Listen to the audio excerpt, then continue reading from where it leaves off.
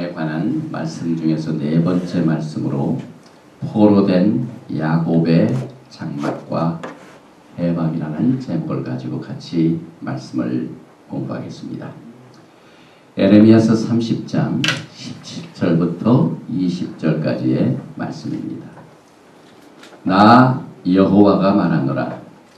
그들이 쫓겨난 자라 하며 찾는 자가 없는 시온이라 한즉 내가 너를 치료하여 내 상처를 낫게 하리라. 나 여호와가 말하노라. 보라, 내가 포로된 야곱의 장막들을 돌이키고 그 거하는 곳들을 긍휼히 여길 것이라. 그 성읍은 자기 산에 중건될 것이요 그 궁궐은 본래대로 거하는 곳이 될 것이며 감사하는 소리와 즐거워하는 자의 목소리가 그 중에서 나오리라. 내가 그들을 번성케 하리니 쇠잔치 아니하겠고 내가 그들을 영화롭게 하리니 비천하지 아니하겠으며 그 자손은 여전하겠고 그 회중은 내 앞에 굳게 설 것이며 무릇 그를 압박하는 자는 내가 다 벌하리라. 아멘. 오늘은 전 세계에 있는 유대인들이 그 참혹스러운 홀로코스트 추모를 하는 날입니다. 600만의 유대인들이 나치에 의하여 그만 불태우고 학살당했습니다. 그래서 그 학살을 추모하면서 오늘 그 슬픈 날을 보내게 되는데, 전명자 목사와 저는 지난 목요일 날 저녁에 First Fruit of Zion 출판사에서 전 세계를 향해 이 홀로코스트 특별 세미나를 이 컴퓨터를 통해서 웨비나라고 하죠. 웹 세미나 그걸 붙여가지고 웨비나라고 하는데 강의를 하는데 전 세계 있는 사람이 동시에 들을 수가 있어요. 3시간 동안 이 홀로코스트 학살 세미나를 그 실제적인 자료들을 얼마나 많이 준비를 해가지고 이걸 하는데 제가 그걸 보고 들으면서 얼마나 참 마음이 상했는지 모릅니다.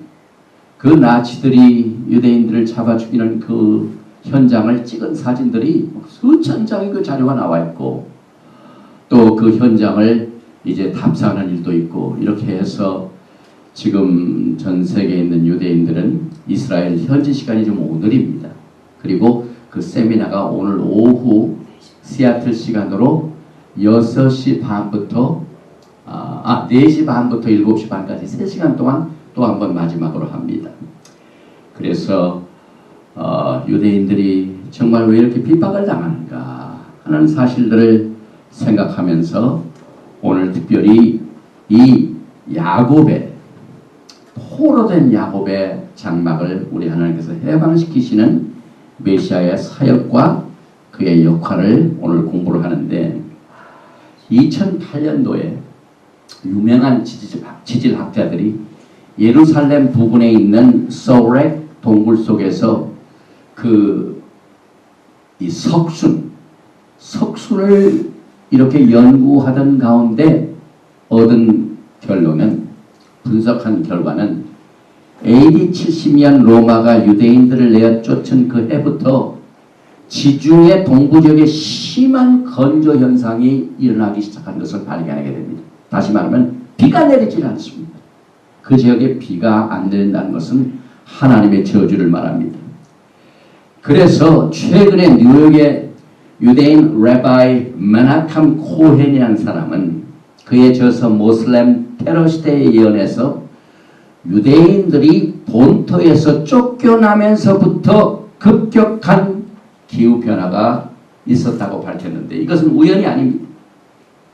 지난 AD 70년부터 1900년까지 66만일 동안 이스라엘 지역에는 별로 비가 내리지 않았습니다.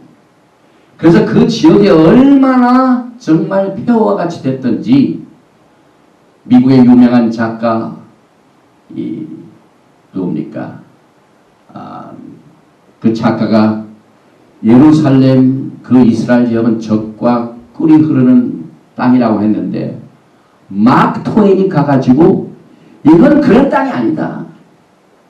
아주 그냥 그 땅은 아주 저주받은 땅이라는 식으로 악평을 했습니다. 그런데 그 이유는 비가 안 내렸기 때문에 그렇습니다. 그런데 1948년 이스라엘이 독립한 후부터 1967년 6.1 전쟁으로 예루살렘을 다시 탈환한 그 지역 그 시기에서부터 본격적으로 그 땅에 비가 내리기 시작합니다. 그래서 이스라엘이 독립한 후 그 사막과 같은 곳을 정말 사막에서 이사야 말씀과 같이 꽃이 피는 이와 같은 그곳으로 이렇게 변화되었습니다. 그래서 이 이스라엘은요, 유럽의 꽃과 농산물을 수출하는 1등국가 됐습니다. 이 미국에도 그 이스라엘산 감도 많이 나오죠. 하나님께서 비를 내리셨기 때문에 그렇습니다. 그런데 이와 같은 일들은 이미 하나님께서 토라를 통하여 예언하셨습니다. 신명기 28장 23절 24절에 내 머리 위에 하늘은 노시 되고 내 아래 땅은 철이 될 것이며 여호와께서 비 대신에 티끌과 모래를 내 땅에 내리시니 그것들이 하늘에서 내 위에 내려서 필경 너를 멸하리라. 는 하나님의 저주를 말합니다. 이스라엘 백성들이 땅을 잃어버리고 떠나기 때문에 그 지역에 비를 안 내리셔가지고 그 지역에 있던 아랍 사람들이 별로 그 땅을 중요히 여기지도 않고 가꾸지도 않았습니다. 그런데 48년 독립한 이후부터 유대인들이 가꾸기 시작하니까 당이 나가지고 그 땅을 내놓으라. 지금 얼마나 시끄럽습니까? 마태복음 11장을 보면은 예수께서 12 제자에게 명하시기를 마치시고 이에 저희 여러 동네에서 가르치시며 전도하시려고 자기를 떠나가시니라. 요한이 옥에서 그리스도의 하신 일을 듣고 제자들을 보내요 예수께 여짜오되 오실 그이가 당신이오니까 우리가 다른 일을 기다리오니까. 예수께서 대답하여 가라사대 너희가 가서 듣고 보는 것을 요한에게 고하되 소경이 보며 앉은 베이가 걸으며 문둥이가 깨끗함을 받으며 귀머거리가 들으며 죽은 자가 살아나며 가난한 자에게 복음이 전파된다 하라. 누구든지 나를 인하여 실족하지 아니하는 자는 복이 있도다 하시니라.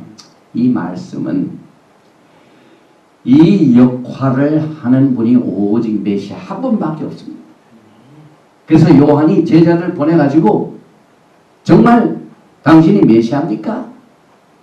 그러니까 예수님께서 그 제자들에게 요한에게 이렇게 얘기하라. 이것은 뭘 의미하냐면 나는 메시아다. 이것을 통하여 이제 하나님께서 본격적으로 이스라엘을 회복하는 계시를 이미 토라를 통하여 주셨고 예수님이 초림하셔서 그 사역을 시작하셨습니다. 이스라엘이 범죄한 후부터 많은 사람들이 소경, 벙어리, 저는 자, 가난뱅이, 문둥병에 걸린 사람들이 굉장히 많았습니다. 그래서 예수님께서 다 고쳐주셨습니다. 그러나 우리는 그동안 이것을 그저 육체적인 병 치료하시는 예수님만 생각하는데 토라 학자에 의하면은 그 유대인 학자들이 그걸 자인합니다. 우리가 하나님 앞에 범죄한 이후부터 우리는 영적으로 소경이 되었고 영적으로 벙어리가 되었고 영적으로 저는 자가 되었고 영적으로 가난뱅이가 되었고 영적으로 문둥병에 걸린 것을 이 말씀을 통해서 그렇게 가르치고 있습니다. 요한복음 5장 2절에 예루살렘에 있는 양문 곁에 히브리 말로 베데스다라 하는 곳이 있는데 거기 행각 5이 있고 그 안에 많은 병자, 얼마나 많은 병자 그때 많은지 몰라요. 소경, 절뚝발이, 혈기 마른 자들이 누워 물의 동함을 기다리니 여기에 예수님께서 수많은 병든 자를 고쳐주신 것은 육신적으로 고치시는 것을 끝나는 것이 아니라 이것은 예언적인 말씀입니다. 그리고 거기 병자들이 많이 누워있다는 것은 이스라엘이 야곱의 장막이 지금 포로 생활하는 것을 영적으로 가르치고 있습니다. 창세기 48장에 야곱이 요셉의 두 손자들을 축복하죠. 14절과 19절에 이스라엘이